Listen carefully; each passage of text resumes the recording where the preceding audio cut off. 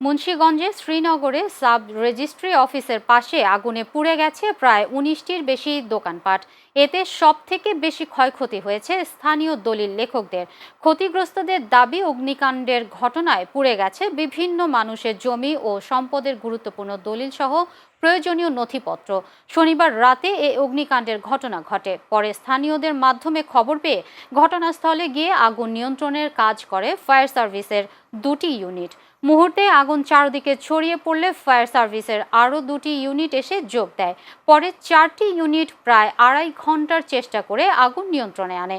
Srinagar fire সার্ভিসের station officer দেওয়ান আজাদ জানান, আগুনের সূত্রপাত কিভাবে হয়েছে তদন্ত করছে পুলিশ ও ফায়ার সার্ভিস।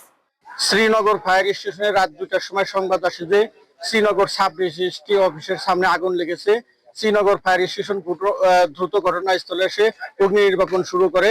পরবর্তীতে পার্শ্ববর্তী সিরাজদিখান ফায়ার স্টেশন ঘটনাস্থলে যোগদান করে। এই অগ্নিকাণ্ডে আনুমানিক 19টা দোকান পুড়ে গেছে। অগ্নিকাণ্ডের কারণ এবং ক্ষয়ক্ষতির পরিমাণ তদন্ত সাপেক্ষে বলা যাবে।